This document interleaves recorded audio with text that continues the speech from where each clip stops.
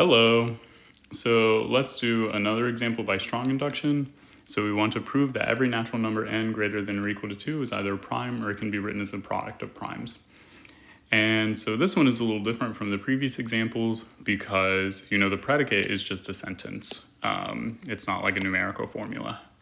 But let's jump in and look at it. And we can do some examples. So let's do P of 2. And so the claim is that n is equal to 2 is either a prime or it can be written as a product of primes. And n is equal to 2 is a prime. And great, done. And then P of 3. So the claim is that n is equal to 3 is either a prime or a product of primes. And n is equal to 3 is a prime. Great. And let's do another one. So P of 4. And so the claim n is equal to 4 is either a prime or is a product of primes. And 4 is not a prime, but it is 2 times 2. And so is a product of primes.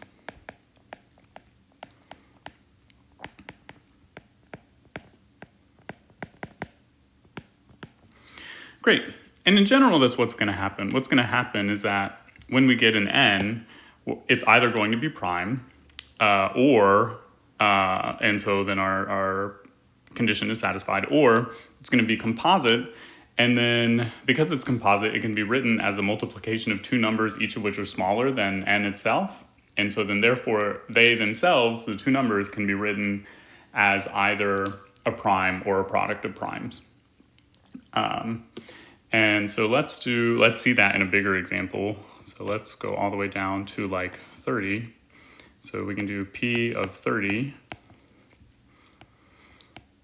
So the claim n is equal to 30 is either a prime or a product of primes. Well, 30 is not a prime, and there's a bunch of different ways you can write it as a product of two numbers. So it's a composite number. And there's a bunch of different ways we can write it. We're going to write it as 5 times 6.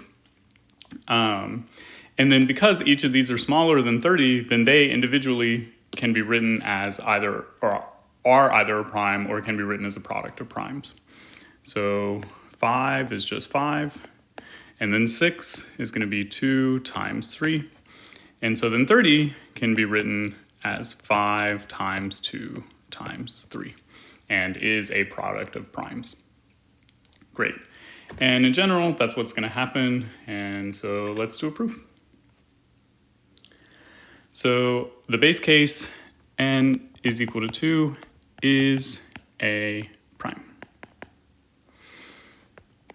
Great. And then our inductive hypothesis, this is strong induction. And so we're going to assume that, the predicate is true up through k. So we're going to assume that P of L is true for all 2 less than or equal to L less than or equal to k, for k greater than or equal to our base case. And so i.e., we're going to assume that and I'm not going to write it, but we're going to assume that, all of the numbers from 2 up through k are either a prime or it can be written as a product of primes. Great. So let's get rid of this IE. And then our induction step, like always, we're going to consider k plus 1. And then, as I said in the previous, when we were doing kind of our game planning, so k plus 1 is either prime, in which case we're done, or is composite,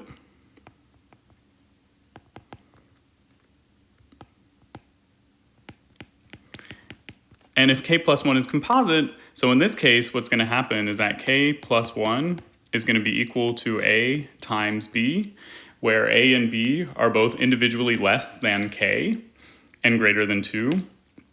And so they're going to fall under the induction hypothesis. Each of these individually, A and B, are either primes or can be written as a product of primes. And so if we want to, we can say, A is going to be like some product of primes. Either it is a prime or a product of primes. So we can say like P sub 1 of A times ... P sub, J of A.